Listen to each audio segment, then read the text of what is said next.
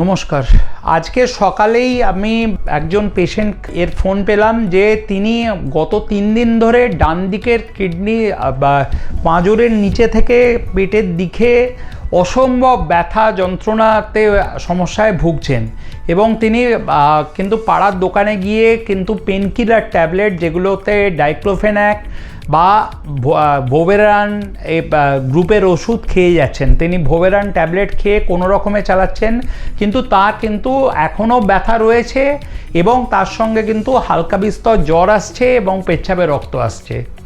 এই যে টিপিক্যাল, আমি ওনাকে ম্যানেজ করে এলাম, কিন্তু এই যে টিপিক্যাল যে কষ্টগুলো বললাম, যে ডান দিক বা বাঁ দিকে পাঁজরের নিচ থেকে হঠাৎ করে ব্যথা শুরু হওয়া, তার সঙ্গে পেচ্ছাপে রক্ত আসা, আসতেও পারে নাও আসতে পারে, তার সঙ্গে বমি ভাব বা বমি করা, বারে বারে বমি করা, হালকা বিস্তর জ্বর আসা, অনেক সময় যদি আমার সুগার থাকে কারোর তাহলে সেক্ষেত্রে কাঁপুনি দিয়ে জ্বর আসতে পারে।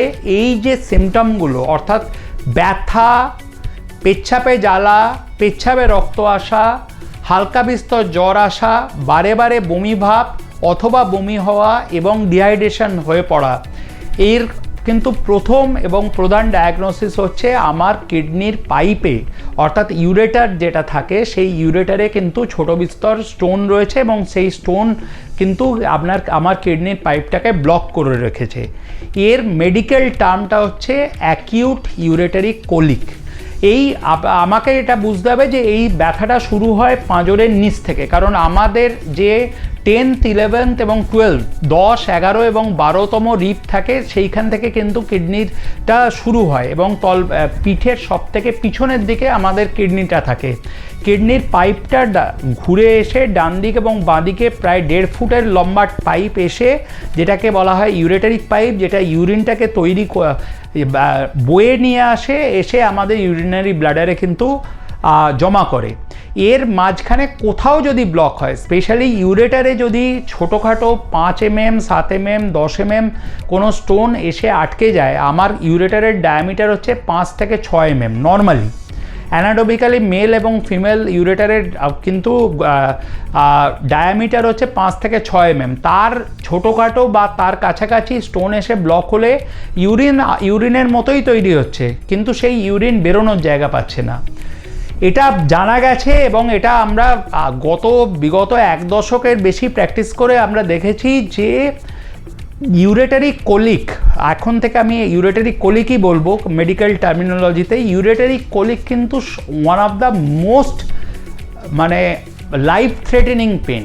যদি হার্ট অ্যাটাক সব থেকে ভয়ঙ্কর ব্যথা হয়ে থাকে, তাহলে সেক্ষেত্রে কিন্তু ইউরেটারি কোলিক এবং গল ব্লাডার স্টোনের জন্য যে ব্যথা, সেই ব্যথা কিন্তু তারপরেই আসে। মানুষ ছটফট করেন বিছানায়, রীতিমতো ছটফট করেন যখন এমার্জেন্সিতে আসেন।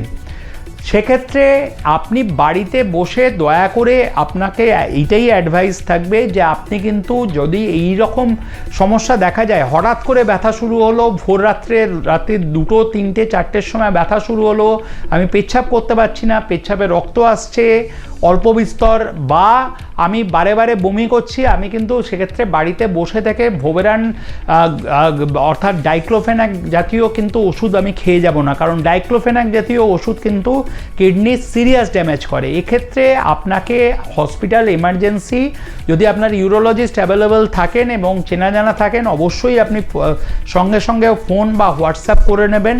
আপনার ইউরোলজিস্ট হচ্ছেন বেস্ট ডাক্তার ইউরেটারি কোলিক ম্যানেজমেন্ট করার জন্য। কিন্তু এর পরবর্তী সেকশনে আমরা আসবো যে ইউরেটারি কোলিক কীভাবে ম্যানেজ করা হয়, কিন্তু এটা আপনাকে বুঝতে হবে, যদি হঠাৎ করে ব্যথা শুরু হয়, পেচ্ছাপ করতে পেচ্ছাপের মুখে বা জ্বালা শুরু হয়, পেচ্ছাপে রক্ত আসে, কাঁপুনি দিয়ে জ্বর আসে, বা এই জাতীয় বা বারবার বমি হতে থাকে, তাহলে সেক্ষেত্রে কিন্তু এটা কিডনি স্টোন, পেচ্ছাপের মুখে আটকে যাওয়ার প্রবলেম।